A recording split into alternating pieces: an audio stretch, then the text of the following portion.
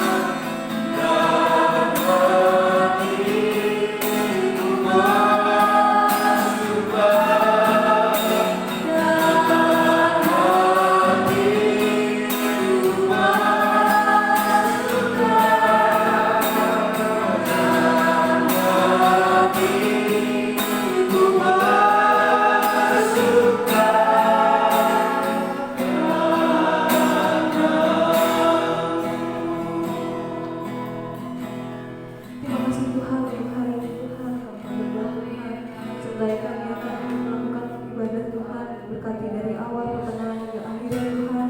Tuhan yang memberkati di kuasa dalam Bapa, biarlah Tuhan yang beribadah di dalam rumah Tuhan, Tuhan yang memberkati mereka dimanapun mereka berada Bapa. Terima kasih Bapa, terima kasih Yesus. Kau menyerahkan ibadah kami bersama Bapa. Di dalam nama Tuhan Yesus kami ucap syukur. Haleluya.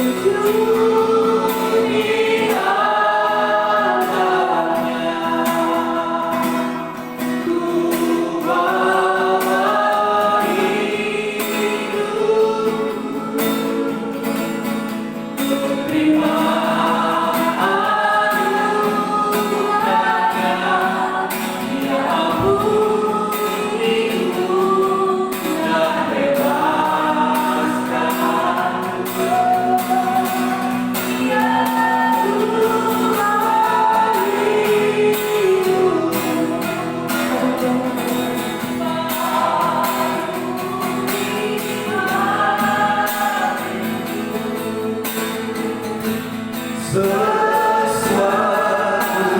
terjadi saat datang di altarnya. Sesuatu terjadi, sesuatu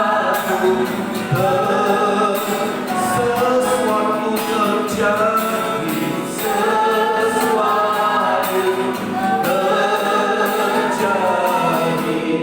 saat datang di altarnya.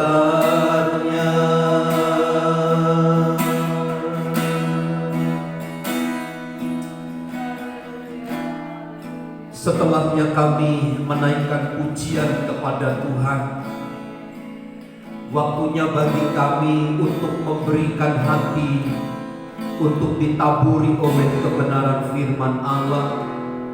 Itu sebabnya berikanlah kepada kami hati untuk sungguh-sungguh mengasihi Engkau, sehingga setiap firman Allah yang datang itu menambahkan kekuatan, menambahkan semangat di dalam hidup kami, menambahkan kekuatan di dalam hidup kami untuk kami menghadapi segala sesuatu bersama dengan Tuhan.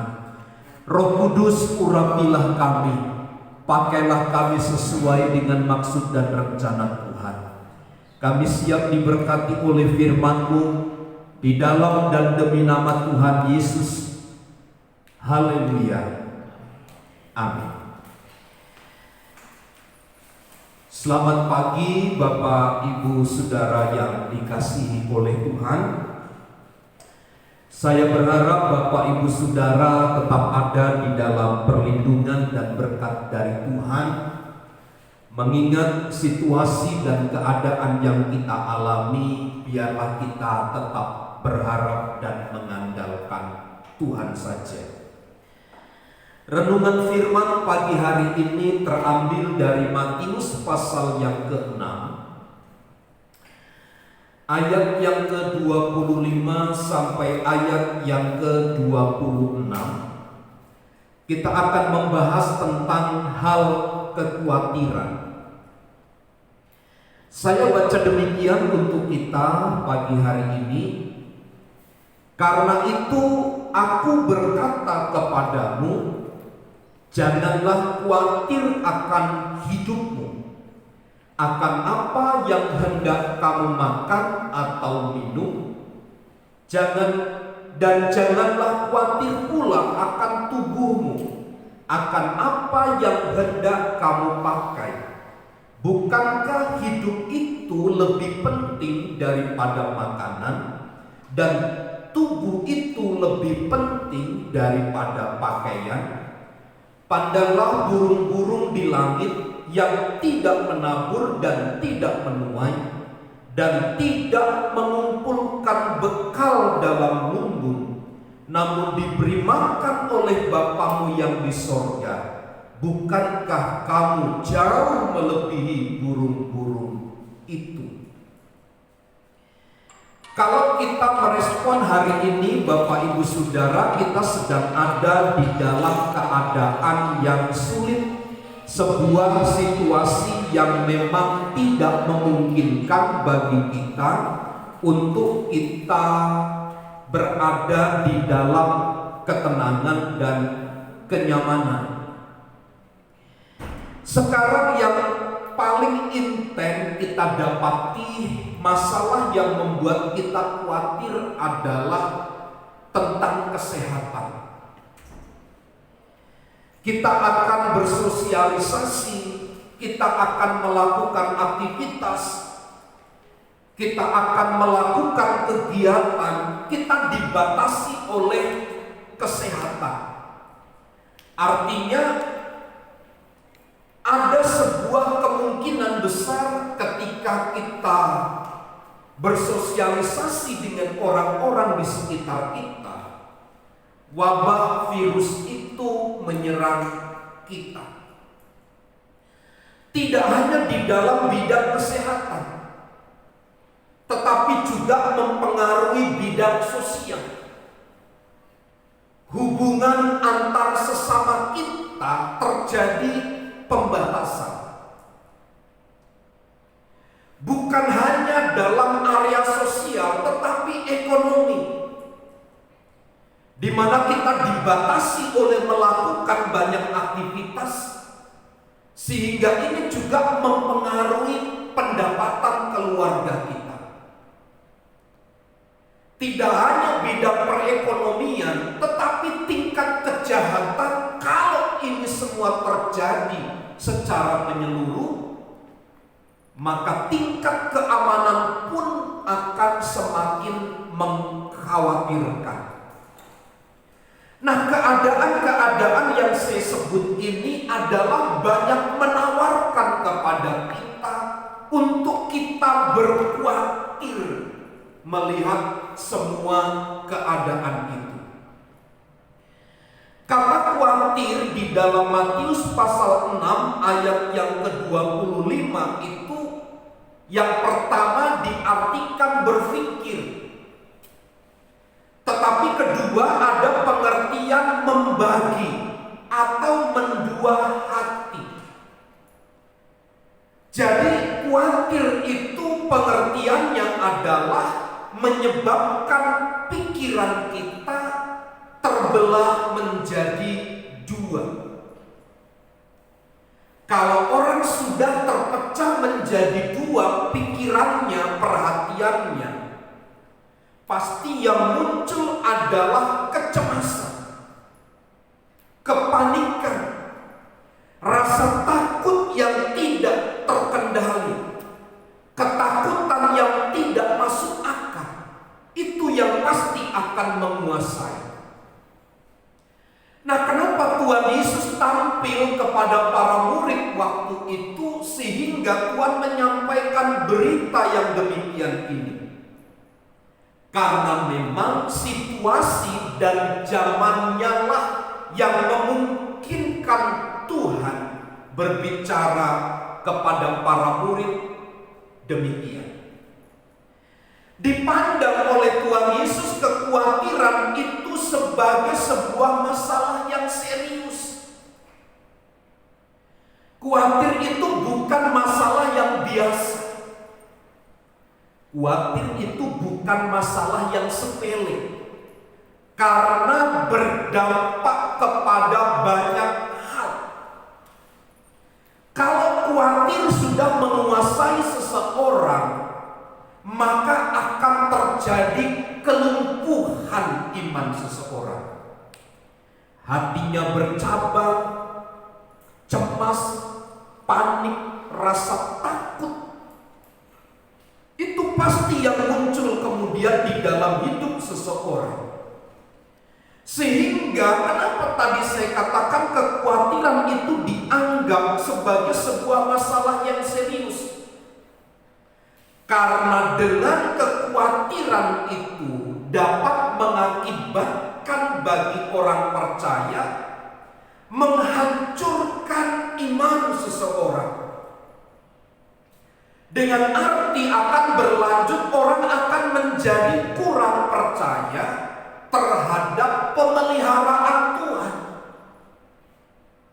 Memang berita hari ini simpang siur tentang berapa jumlah yang meninggal. Ada yang bilang 10.000, ada yang bilang 5.000, ada yang bilang sehari 1.000 orang meninggal. Pertanyaannya, adakah anak-anak Tuhan yang meninggal terkena dampak virus itu? Jawabannya adalah banyak. Pertanyaannya, bagaimana mungkin Tuhan sang pemelihara itu membiarkan umatnya terkalahkan oleh virus corona? Bukankah Allah itu Allah pemelihara?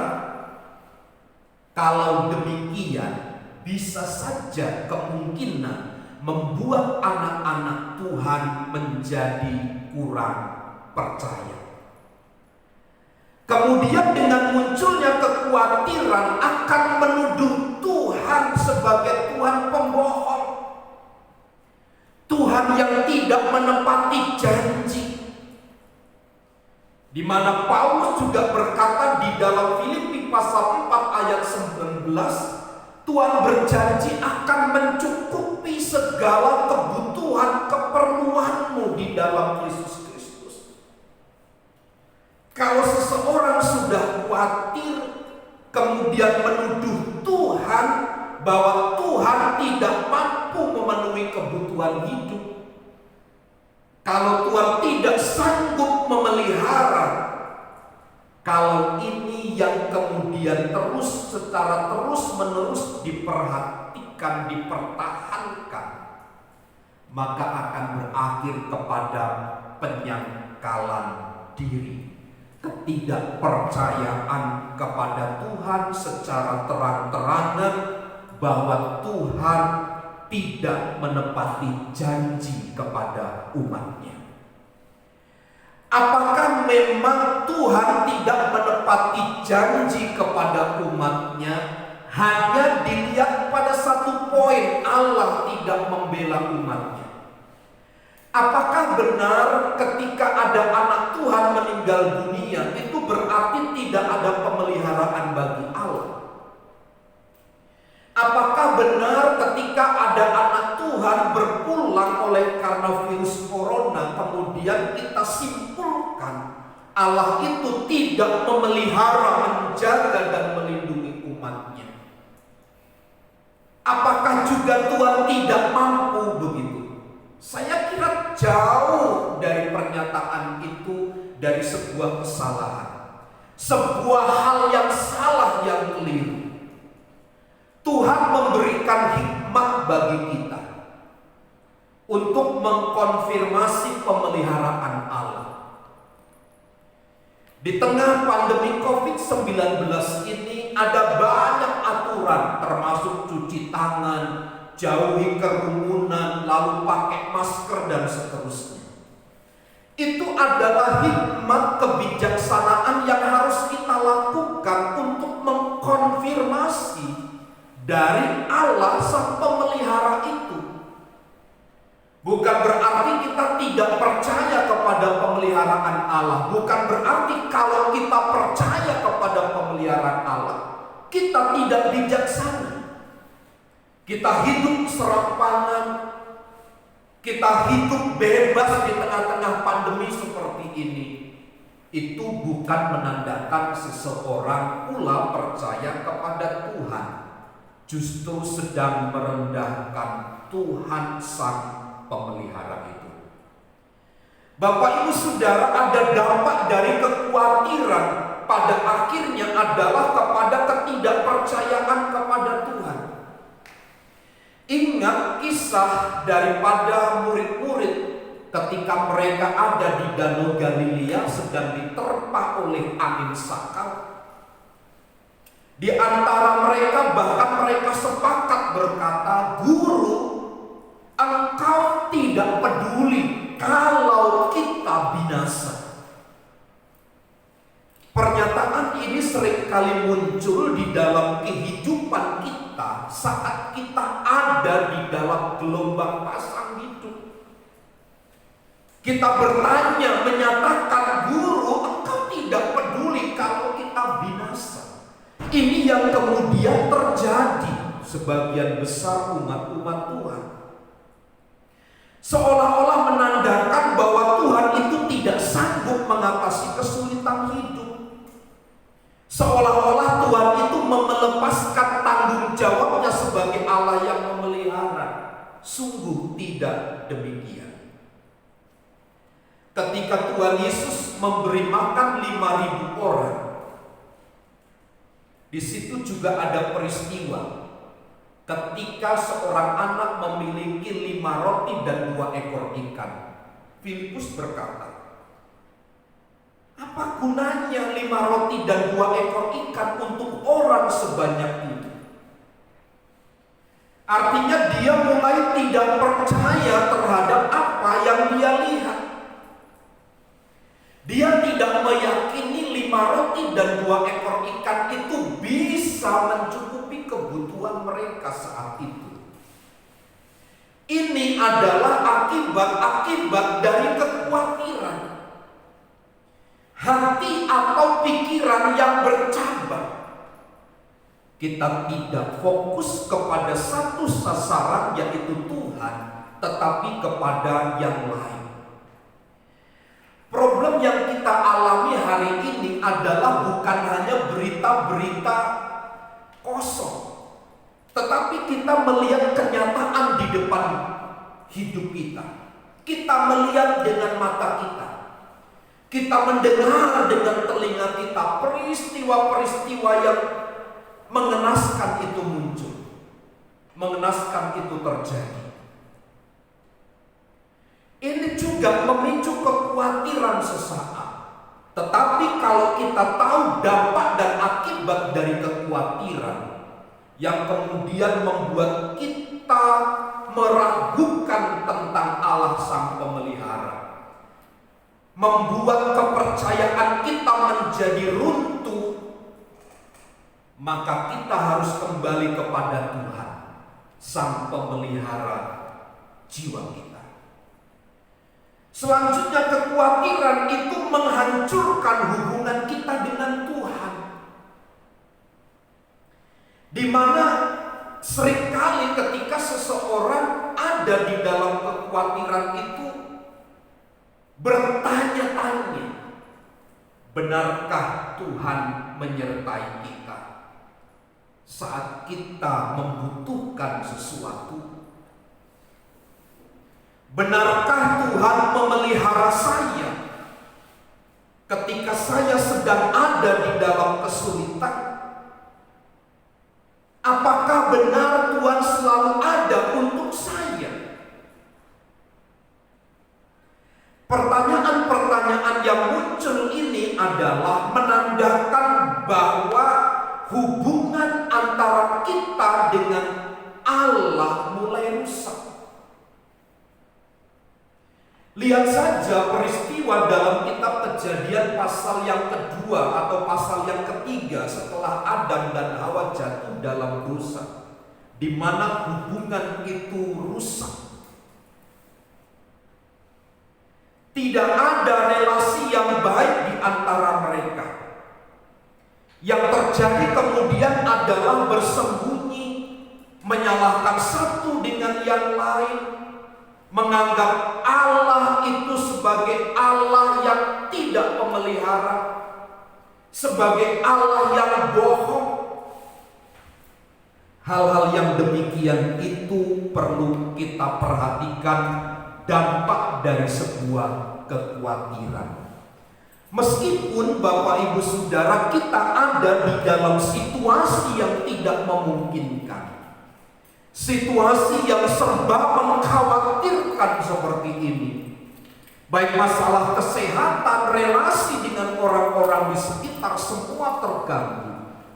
Tetapi jangan membuat kita menyangkal diri tentang keberadaan dan kedaulatan Allah di dalam hidup kita dengan menyatakan ketidakpercayaan kepada Tuhan. Maka Bapak Ibu Saudara menjadi penting. Kekhawatiran itu sebenarnya senjata pembunuh bagi kita secara diam-diam. Dia adalah senjata yang paling mematikan hubungan kita dengan Allah kita. Sebab pada waktu kita memiliki kekhawatiran, kita tidak mempercayai lagi Tuhan. Ketika kita khawatir, hati kita bercabang, kita mendua hati, hati kita membagi. Saat itulah sebenarnya relasi antara kita dengan Tuhan itu sedang terganggu. Kalau demikian, bagaimana mungkin relasi yang baik antara kita dengan Allah, di mana Allah menjanjikan segala berkat kepada kita itu akan dicurahkan bagi kita, sesuatu yang tidak mungkin akan terjadi. Artinya kekhawatiran yang saya maksud di sini adalah sebenarnya bentuk kelemahan yang terselubung. Bentuk ketidakpercayaan pula yang nyata-nyata disampaikan kepada Tuhan oleh kita.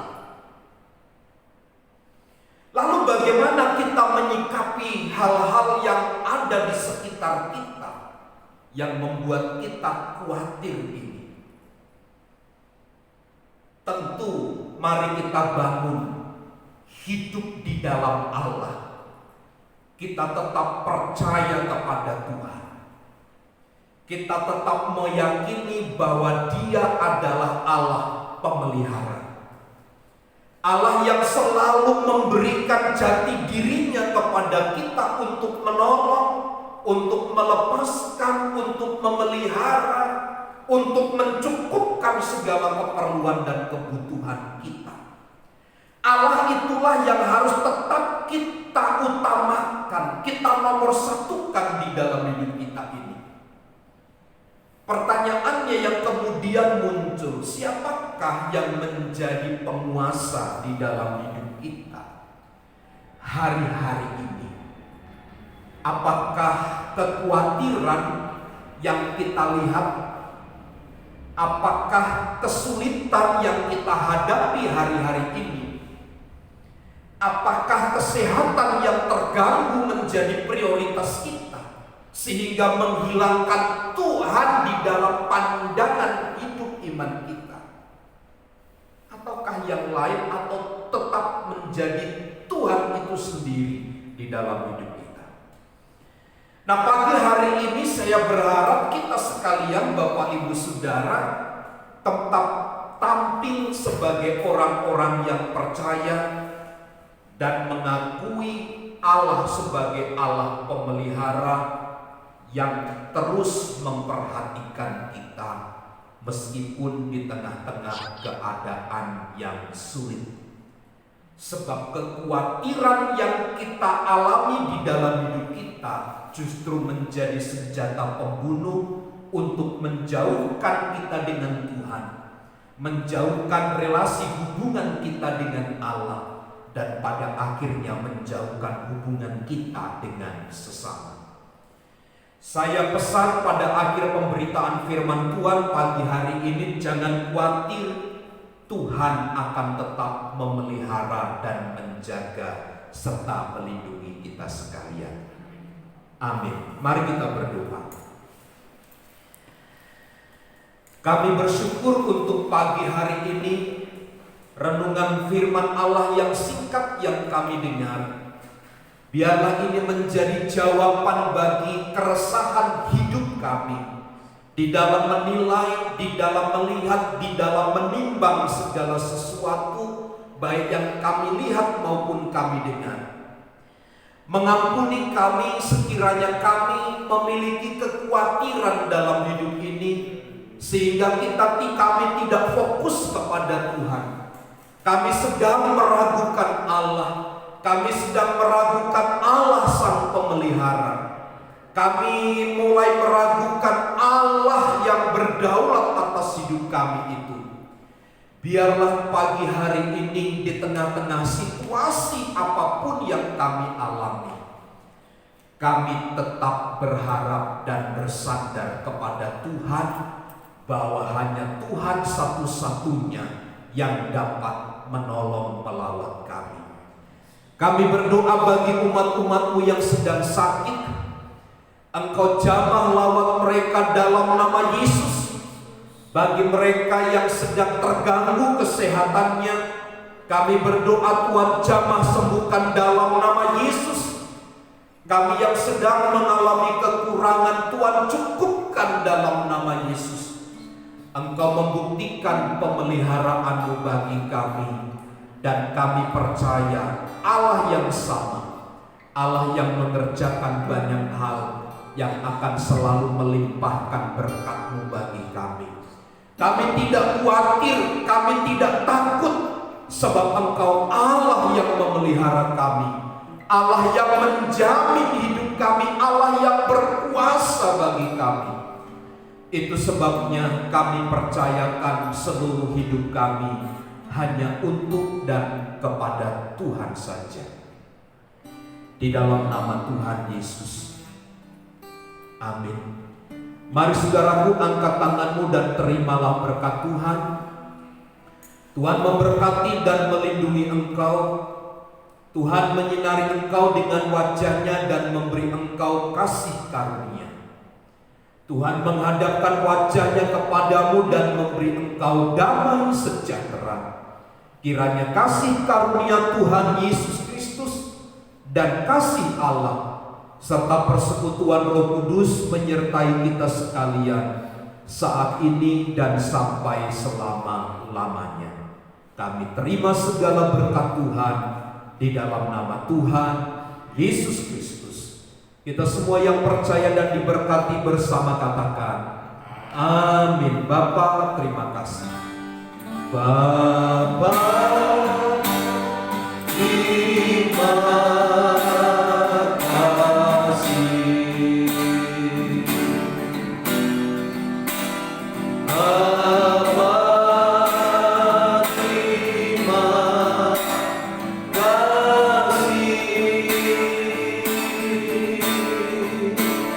Bapa di dalam surga, ku berterima kasih. Amin.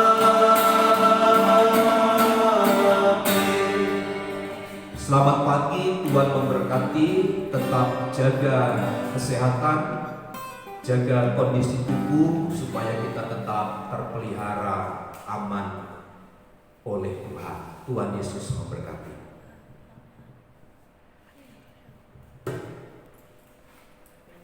Sekarang kita semua muncul di depan lagi. Ngapain? Dadah. Om Eson. Berkati.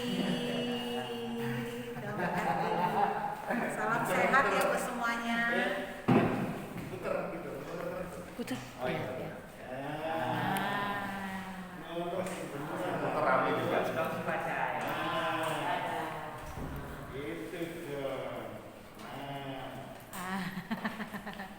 Salam sehat buat semuanya. Jaga kesehatan ya. Tetaplah berdoa. Jangan khawatir. Tuhan Yesus pasti menolong hidup kita semuanya.